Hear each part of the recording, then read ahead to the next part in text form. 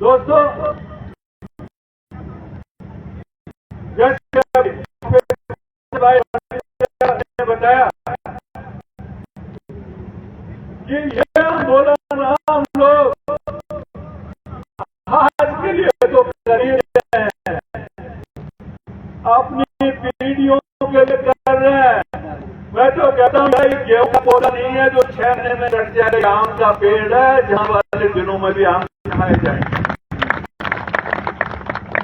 इसलिए हमारे जो पूर्व देश आजाद कराए तो आज हम लोग का फायदा उठाने, आज हमने लड़ाई लड़ी, हमारे बच्चों को फायदा होगा। और संजीव जी ने जो भाषण दिया, उनके याद निकल रहा था, वो भाषण में उनके भाव आप देखिए। अरे हमारे डॉक्टर क्यों नहीं है, हमारे इंजीनियर क्यों नहीं है, हमारे अधिकारी क्यों नहीं है, हम बराबर के भागीदार हैं, लेकिन हमारे क्यों नहीं है, क्यों नहीं। दोस्तों, इसलिए सारा माल मलिदा कोई और है, इसलिए नहीं है। हमने पूरी स्टडी की है, पूरा सर्वे किया है। सरकार और 91 ओबीसी समाज है, उसमें से 5 या 6 समाज 50 से 60% हिस्सा लेगा। हमारे पास कुछ नहीं बचता। हर साल हम करते हैं, नेताओं को वोट भी देते हैं, हमारा नंबर आएगा क्या, 12 नंबर आएगा क्या, हमारा नंबर आएगा क्या। मैं सब भाइयों को बोलना चाहता हूँ, यदि दूसरों के भरोसे लड़ाई तो का नंबर कभी नहीं आएगा, कभी नहीं आएगा। हमें कंधों पे करना है। इतिहास साक्षी है, इतिहास साक्षी है कि वही समाज को अधिकार मिले, वही देश को अधिकार मिले जिसे खुद लड़ाई करी है, खुद लड़ाई करी है, खुद लड़ाई करी है। इसलिए ये लड़ाई हमारी है, हमारी सबके मिलकर, सब समाजों की मिलकर। यदि इस लड़ाई में सफल हो गए तो हमारा उद्धार होगा। कई लोग बोलते हैं आरक्षण से क्या होगा। आरक्षण हमारे लिए संजीवनी बूटी है, संजीवनी बूटी। यदि हमें जीवन परिवर्तन करना है, यदि हमारी पीढ़ी को आगे करना है, ये हमारी संजीवनी बूटी है। हमारी एक ही मांग है, हमारा हिस्सा अलग कर दो, हमारा हिस्सा अलग कर दो, हमारा हिस्सा अलग कर दो। दूसरे लोग हमारे फायदे उठा रहे हैं। 21% जो आरक्षण है, एससी में जो आरक्षण है, हमारी मांग है 24 हमारी जातियां ओबीसी में आती है, और जो हमारी बाकी जो जातियां प्रस्तावित है 30 से 40 ओबीसी में आती है, 8 एससी में आती है जो रिकॉर्डेड है, और 6-7 और जातियां 14-15 एससी में आती हैं। हमारी यही मांग है, ओबीसी में हमारा हिस्सा 7% अलग कर दो, एससी में हमारा परसेंट 3 से 4% अलग कर दो, हमारा हिस्सा अलग कर दो, अलग कर दो। यही हमारी डिमांड है। दोस्तों, एक बाप के 4 भाई होते हैं। ये तो न्याय भी बोलता है, सामाजिक व्यवस्था बोलता है कि हिस्सा चारों में बंटना। अभी बड़ा भाई सारा माल खा रहा है, और बड़ा भाई दयालु हो तो बहुत अच्छा है कि वो खुद नहीं खाता। जो त्यागी भाई होता है ना, वो खुद नहीं खाता, दूसरों को खिलाता है। लेकिन ये आरक्षण व्यवस्था में बड़ा भाई सब कुछ खा रहा है, और उन 3 भाइयों को कुछ नहीं दे रहा है, कुछ नहीं दे रहा है। बात सही है कि नहीं है? हमें तो यही डिमांड है कि भाई, हमें किसी समाज से कोई विरोध नहीं है, किसी समाज से हमें कोई जलन नहीं है, किसी समाज से कोई दुश्मनी नहीं है। हमारा यह है कि उसके 3 भाग कर दो, हमारा भाग हमें दे दो, उनका भाग। बात सही है कि नहीं है? सामाजिक हिसाब से बात सही है।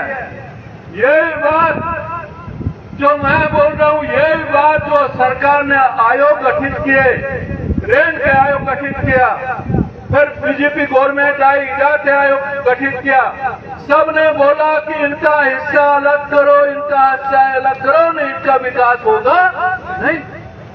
सुप्रीम कोर्ट ने भी बोला।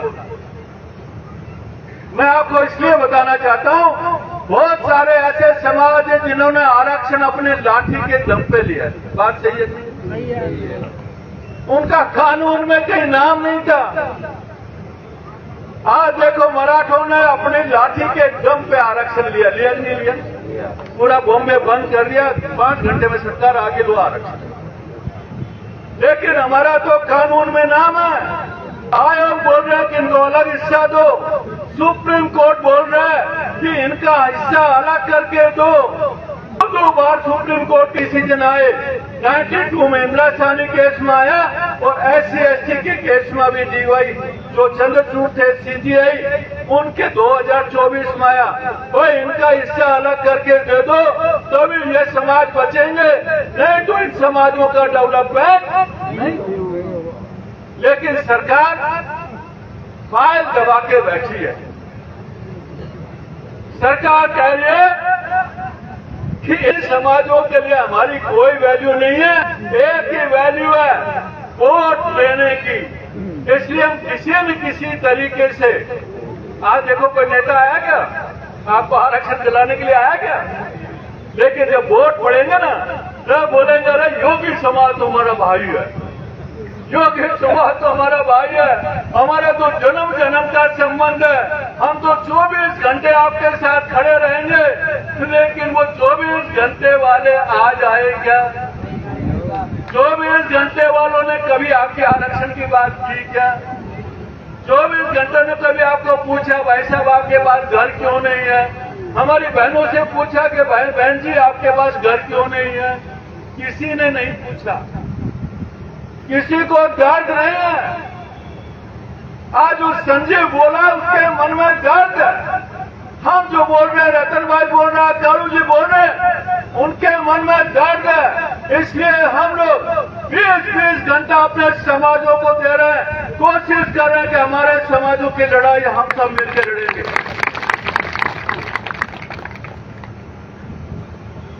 जो सरकार का रूप होता है वो निचले प्रशासन में दिखाई देता। हम लोग अभी ये 24वां जिला है हमारा, तो मैं बता सकता हूं, मुख्यमंत्री नहीं बता सकता, लेकिन मैं बता सकता हूं किस जिले का कलेक्टर अच्छा है, किस जिले की हालत क्या है और किस जिले की हालत बहुत खराब है। मैं ये बताना चाहता हूं सब भाइयों को, क्योंकि आप तो कलेक्टर के पास आपको तो भटकने भी नहीं देते वो लोग।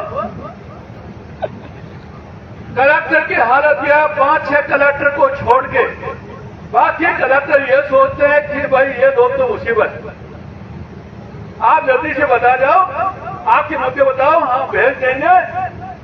लेकिन उनको ये लगता है कि इनकी समस्याएं हमारी समस्या नहीं है। झालावाड़ में तो एक अजीब वाकया हुआ। हम गए अंदर, कलेक्टर नहीं था, SDM बोला, हमें समझा रहा है सर झालावाड़ में तो राम राज है। क्या है? राम राज। झालावाड़ में तो राम राज है, हमारा कलेक्टर इतना अच्छा है, इतना अच्छा है। फिर हमें अंदर बैठाया, फिर बोला राम राज में कभी कभी रावण भी होते हैं।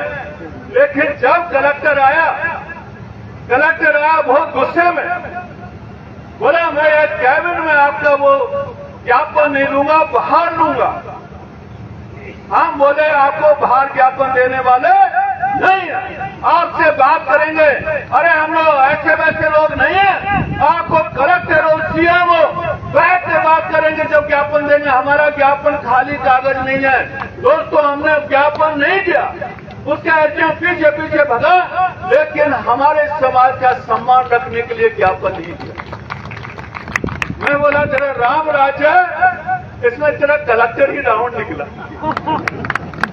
इसलिए बोल रहा था ना कि रावण मिलेगा इसमें, तो वो रावण कौन मिला? कलेक्टर, उसका कलेक्टर ही रावण निकला। इसलिए मैं बोलना चाहता हूं, यदि अपन ने दमखम दिखाया तो कलेक्टर भी आएगा, मिनिस्टर भी आएगा और सीएम भी आएगा, सब लोग आएंगे, चिंता मत करो। मैं दोस्तों दूसरी बात ये बताना चाहता हूं, मेरे साथी ने बहुत अच्छी लाइन बोली कि हम तो हाशिए पे हैं। अरे गांव में हम लोग बाहर बैठे हैं, कोई चारागाह भूमि में बैठा है, कोई वन भूमि में बैठा है, और ऐसे ऐसे नियम बन रहे हैं आने वाले दिनों में। यदि हम संगठित नहीं हो तो सारे घर उजड़ने वाले, मैं बता रहा हूं।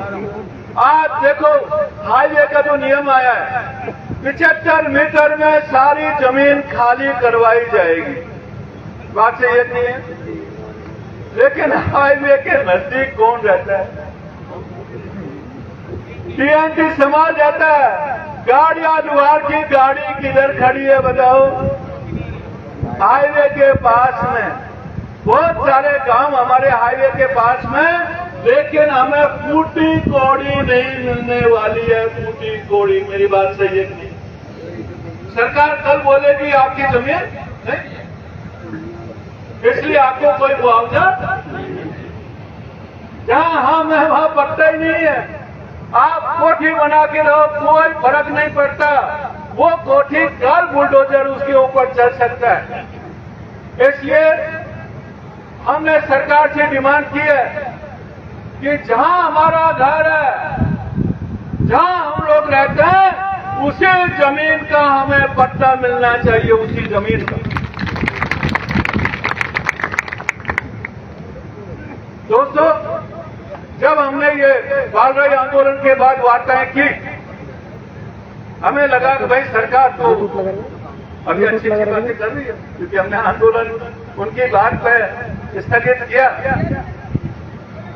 पूरा प्रेजेंटेशन दिया, सरकार ने बोला तो बहुत अच्छा है, हमारे पास इतने सारे आंकड़े नहीं है, इतना सारा रिसर्च नहीं है, हमें 3 महीना चाहिए। हमने बोला नहीं, हम 2 महीना देंगे आपको, हम 3 महीने देने वाले नहीं हैं। हमारे कोटाराम जी भी उस मीटिंग में थे, उन्होंने बोला भाई 2 महीने पे बात कर लो। मैं चलो 2 महीने आपके कहने पे हम लोग कर दें। फिर भी सरकार ने 3 महीने लिखे मिनट में, फिर भी हमने जाने दिया। 3 महीने गुजर गए, 4 महीने गुजर गए, 5 महीने गुजर गए, लेकिन सरकार की तरफ से कोई जवाब नहीं। सरकार ने सोचा इन लोगों से बात ही नहीं करनी। हाँ, बोल रहे करे, आदमी की जबान सबसे कीमती होती है। क्या होती है कीमती? जबान। हम हर बार बोलते हैं कि आदमी की जबान एक बार निकल गई कि मैं ये करूंगा, उसी आदमी की साख होती है, और जबान से जो पलट गया उसकी साख नहीं। सरकार अपनी जबान से पलट गई। जो लिखित में दिया कि 3 महीने के बाद बात करेंगे, सरकार अपनी जबान से पलट के वादा खिलाफी किया। इसके बाद कुछ लोगों ने सोचा होगा कि इनका आंदोलन तोड़ दें, ये लोग घबरा जाएंगे, दोबारा आंदोलन नहीं करेंगे। ये भी सरकार की तरफ से स्कीम बनाएगी। हमारे 78 लोगों पे मुकदमा किया, इसमें हम लोग सब लोग शामिल हैं, मैं भी शामिल हूँ, रतन जी, बहुत सारे लोग शामिल हैं। 78 लोगों पे मुकदमा किया। फिर हम नहीं घबराए, फिर उन्होंने सोचा कि इनको गिरफ्तार करो। सुबह 4 बजे पाली के आसपास 5-6 गाड़ियां सुबह 4 बजे हर हमारे कार्यकर्ता के पास गई। 6 लोगों को ऐसे पकड़ा जैसे अपराधी को पकड़ते हैं, उनको लेके आए, सेशन कोर्ट में पहुंच गए एसपी कि इन लोगों को जमानत नहीं मिलनी चाहिए। दोस्तों, हमने जो वादा किया था, मैं इसलिए बोल रहा हूं, जबान कीमती होती है, बोल रही मैं कि हर साथी का हम साथ देंगे, वकील करेंगे और उसको छुड़वा के लेके आएंगे। 18 दिन जेल में उनको रखा सरकार ने। 18 दिन के बाद हम हाई कोर्ट से उनकी जमानत करा के लेके आए। मैं ये बताना चाहता हूं, कालू जी ने जैसे अभी बताया कि उस समाज का झंडा, उस समाज का झंडा, मैं ये बताना चाहता हूं, जो 6 आदमी जेल गए, 18 दिन जेल में रहे, उसमें 4 देवासी थे, 1 गाड़िया लुहार था, 1 हमारा कालबेलिया भाई था। सारे समाजों का उसमें योगदान रहा है, कोई एक समाज का नहीं रहा। इसलिए मैं सबको धन्यवाद देना चाहता हूं। उसके बाद 2 आदमी अभी पकड़े, एक रायका और एक कालबेली। तो रायका का परिवार तो पूरा पहुंच गया उसका बेल कराने के लिए, सब कुछ करने के लिए। हालांकि हमने वकील दोनों के लिए किया। मेरे पास फोन है, अरे सर हम तो सारे आ गए, ये कालबेलिया समाज का तो कोई नहीं है। मैं बोला कोई बात नहीं, अरे उनको हमारे ऊपर भरोसा है कि ये रायका भाई हमें छुड़ा के लेके आएंगे। दोस्तों हमने दोनों को बेल कराई, दोनों को रिहा कराया। मैं बात इसलिए बताना चाहता हूं, बहुत बार ऐसा जो डिस्कशन होता है, समाज की जो जिम्मेदारी हमने ली है वो डीएनटी समाज के लिए है। और ये लिया है कि 32 भाई और ये 52 भाई एक जाजम पे बैठेंगे, एक जाजम पे बैठेंगे, एक जाजम। आज मंच है क्या? देखो मंच है क्या? नहीं है। सारे एक साथ बैठे हैं, यहाँ कोई छोटा बड़ा नहीं है। मैं सबको बोलना चाहता हूँ, जितने भी भाई हमारे साथ हैं बराबर के भाई हैं, बराबर के भाई हैं, कोई छोटा बड़ा नहीं। जो भी लड़ाई लड़ेंगे, जितना योगदान करना है हम करेंगे। हम अपने भाइयों की स्थिति भी समझते हैं। कोई भाई अपने मजदूरी छोड़ के यहाँ पे आता है, कोई एक दिन लेके आता है, उनकी सिचुएशन हमें पता है। इसलिए मैं बोलना चाहता हूँ, आप चिंता मत करो, जितना हमारा योगदान होगा हम करेंगे। जयपुर में खाली आपको आना है, बाकी सारी व्यवस्था हम लोग करेंगे, सारी व्यवस्था करेंगे। व्यवस्था के बारे में आपको घबराने की जरूरत नहीं है। मैं एक बात और बताना चाहता हूं कि सरकार की जो दमनकारी नीति है, योगी समाज पे भी दमनकारी नीति चली। जो हमने डीएनटी महासंगम किया भद्री महाराज के यहाँ पे 6 लोगों पे मुकदमा किया। ये सब लोग हमें पाठ पढ़ाना चाहते हैं। अंदर डिस्कशन होता है कि इनको सबक सिखाओ। डीएनटी समाज को सबक सिखाना है, सबक। हम लोग बोल रहे हैं, अरे डीएनटी समाज को सबक सिखाने वाला आज तक जन्मा नहीं है, जन्मा नहीं है। जिस दिन हम लोग एक हो गए ना, जाके ये सारी जातियां बहादुर जातियां हैं, सब लोग बहादुर जातियां हैं। कहीं से भी किसी लड़ाई में उन्होंने लड़ाई लड़ी है। इसलिए जिस दिन वो हम में बहादुरी एक साथ आ गई ना, कोई सरकार का सिस्टम काम करने वाला नहीं। और उसका हमें ट्रायल हो चुका है, ट्रायल हो चुका है बालराई में। वो भी सब हमने कंट्रोल की, ट्रायल हो चुका है। इसलिए बार बार सरकार से बोलते हैं कि हम अनुशासित तरीके से आंदोलन करेंगे, अहिंसात्मक तरीके से करेंगे।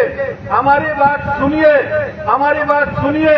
पुतला भी फूंक रहे हैं, इसलिए फूंक रहे भाई। गुस्सा कैसे दिखाओगे? गुस्सा दिखाना कैसे दिखोगे? एक आदमी को गुस्सा दिखा नहीं। वो पुतला फूंकने का मतलब है कि हमें गुस्सा है, आप हमारा काम कीजिए, हमें नाराजगी है, हम लोग संतोष नहीं है आपकी सरकार पे।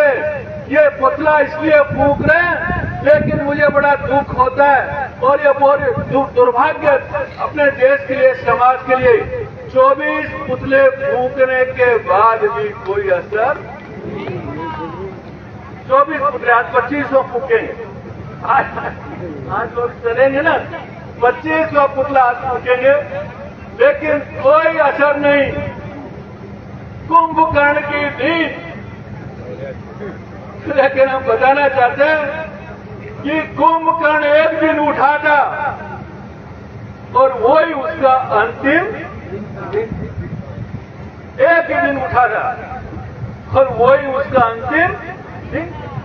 एक दिन आपको उठना पड़ेगा, इन समाजों को अपने हक और अधिकार देने पड़ेंगे और वो हमारा हक और अधिकार वाजिब है, कानून सम्मत। दोस्तों, कभी कभी आपको लगता है कि अभी तक हमें क्यों नहीं मिला, क्यों? क्योंकि हमने आवाज दी। आज हमने मिलकर आवाज उठाई है। मैं मेरे उन दोस्तों से भी बोलना चाहता हूं जो कुछ न कुछ आइडिया लगा रहे हैं, कुछ न कुछ विचार कर रहे हैं कि इसमें विचारे में किसी को बहका दिया जाता है, पार्टी ने बहका देते हैं वो कि भाई ये तो ये पार्टी है, ये पार्टी है। अच्छे लोग हैं वो भी। मैं उन दोस्तों से लाइव के माध्यम से बोलना चाहता हूं, दोस्तों पहले समझो, जो भी आपको कहता है उससे सवाल करो, उससे सवाल करो हमारे योगी समाज का एमएलए क्यों नहीं बनाया। ये सवाल करो कि हमारे कितने एसडीएम हैं, ये सवाल करो कितने डॉक्टर हैं, कितने इंजीनियर हैं। जब ये सवाल उन लोगों से करोगे ना तो आपको खुद जवाब मिल जाएगा और खुद आप हमारे आंदोलन में आओ। मैं लास्ट अपील अपने करना चाहता हूं सब लोगों से कि अभी आगे हमें क्या करना है। दिन कम बचे 1 जुलाई को, इसलिए आज की जो मीटिंग है, आंदोलन है, सब लोग रील जरूर बनाएं। भाई हमारे जो गुजर गए उनकी भी रील बना के देना सब लोग जरूर रील बनाएं और उस रील को ज्यादा से ज्यादा प्रचारित करें। एक आदमी के कम से कम 5000 फॉलोवर्स होते हैं जो युवा होते हैं। अरे 5000 लोगों तक आज तक आपका झंडा और नारा जाना चाहिए, झंडा और नारा। दूसरी बात, आज ये प्रण लेके जाए कि मैं खुद तो आऊंगा लेकिन 10 आदमियों को लेकर के आऊंगा, 10 आदमियों को के मैसेज करूंगा, 10 आदमियों को तक पहुंचाऊंगा। आप वेट मत करिए कि हमारे कालू जी आएंगे, पोखराज जाएगा, रतन जी आएंगे, मैं आऊंगा और हमारे महेंद्र और ओम प्रकाश आएगा, वो इंतजार मत कीजिए। आप खुद सब कुछ लीडर हैं और आप बोलिए 10 आदमियों को अपने खर्चे पर लेकर के जाऊं। बार बार सरकार से बोल रहे हैं, प्रशासन से बोल रहे हैं कि ये जो भीड़ आई है ना, ये पॉलिटिकल पार्टी की तरह लाई हुई भीड़ नहीं है, आई हुई। सब लोग भूखे हैं कि नहीं? भाई किसी को हलवा वगैरह मिला क्या हमारी तरफ से? कोई खाना वाना दिया क्या हमने? फिर भी शांति से सुन रहे हैं। अभी हलवा देते तो कोई भी यहाँ बचता क्या? यहाँ कोई नहीं बचता, सब हलवा की तरफ जाते हैं। अरे जब भूखा आदमी खुद के पैसे से आता है और भूखा आदमी आंदोलन करता है, वो ज्वाला और उसका असर हार पे पड़ेगा, समाज पे, वो कभी रुकने वाला नहीं है। इसलिए दोस्तों हमारा आंदोलन बढ़ेगा, कोई भी कीमत पे हम लोग डरेंगे नहीं। अभी घर तोड़ना भी शुरू कर दिया। तीसरा पायदान है सरकार का दमन का। हमारे जालोर में एक घर तोड़ा, पाली में एक घर तोड़ा। हो सकता है अभी हम यहाँ मीटिंग कर रहे हैं, कालू जी किसका नंबर इधर आ जाए मेरे को पता नहीं है, भाई माफ करना। इधर भी एमएलए को टारगेट मिलेगा कि यदि योगियों का घर तोड़ना है, किसका नंबर आ जाए पता नहीं। लेकिन घर तोड़ने का भी सब एमएलए को टारगेट दे दिया कि डीएनटी के घर तोड़ो। अरे घर नहीं, वो चाहते हैं कि इनका मनोबल तोड़ो, वो चाहते हैं कि इनका उत्साह तोड़ो, वो चाहते हैं कि उनकी ऊर्जा तोड़ो। पर जितना घर वो तोड़ेंगे उसे लाख गुना हमारी ऊर्जा बढ़ेगी, लाख गुना बढ़ेगी और लाख गुना हमारी हिम्मत बढ़ेगी। इसलिए हम लोग करने वाले नहीं हैं। इस लड़ाई को मुकाम तक पहुंचाएंगे, चाहे कुछ भी हो जाए। जयपुर का हर रोड से आपकी तरफ से ये भगवा लहराना चाहिए। आज वो जयपुर में जो संगम होगा ना, लाल पगड़ी, भगवा पगड़ी, पीली पगड़ी, रंग बिरंगी पगड़ी, जयपुर में हमें सबको मैं बोलना चाहता हूं कि अपनी परंपरागत पोशाक में आए। परंपरागत पोशाक में हम हमारे लोगों को सबको बोल रहे हैं, जितने भी हमारे नेता हैं सब परंपरागत पोशाक में आएंगे और देश का ये पहला ऐसा आंदोलन होगा जो इतनी सारी जातियां मिलकर कर रही है। डीएनटी का पहला आंदोलन होगा। देश के सब डीएनटी के नेता भी आ रहे हैं, सब लोग हमारा सपोर्ट कर रहे हैं। इसलिए ये 8 तारीख की लड़ाई है। जयपुर मत भूलना, 1 तारीख को सबको जयपुर सब लोग जयपुर आएंगे? सभी हाथ करके आपका हौसला बुलंद करो, कंधे मजबूत करने का काम करो। मैं सबसे पहले आपका हाथ खड़ा करूंगा। तो 1 तारीख को जयपुर आएंगे? आएंगे 1 तारीख को जयपुर आएंगे? आएंगे। जयपुर में आपको ये जाजम नहीं मिलेगी, चलेगा? चलेगा टेंट नहीं मिलेगा, चलेगा? चलेगा पानी नहीं मिलेगा, चलेगा? चलेगा चाय नहीं मिली, चलेगा? चलेगा डंडे पढ़ेंगे, चलेगा? चलेगा। ये जाना पड़ा तो जाएंगे लेकिन 1 तारीख को जयपुर जाएंगे। बहुत बहुत धन्यवाद। बोल बटनी बाबा की, बोल गोरखनाथ महाराज की। राहुल जी अभी स्वाद लाओ आप। जय बोलो गुरु गोरख महाराज की। लाल जी मैं बता देना, विशेष सूचना अलवर जिले की तरफ से, नाथ समाज की तरफ से आई है। बड़े बुजुर्गों की तरफ से आवाज आएगी अलवर जिले की हर तहसील से 1 जुलाई को जयपुर के महाप्रभु को ताकत देने के लिए एक तहसील से कम से कम 3 बस लेकर के आएंगे हम, और आपके महाप्रभु को ताकत देने का काम करेंगे। धन्यवाद। ये अलवर जिले के नाथ समारोह में कोटि कोटि नमन करता हूँ। आपका जो हिम्मत और होश और मैं धन्यवाद देता हूँ। आपसे मैं नमन करता हूँ और आपके चरणों में नमस्कार करता हूँ। भाइयों, आज के आंदोलन का जो सबसे इम्पोर्टेंट हिस्सा है वो अब है। ये जो पुलिस प्रशासन सारे सब डरेंगे।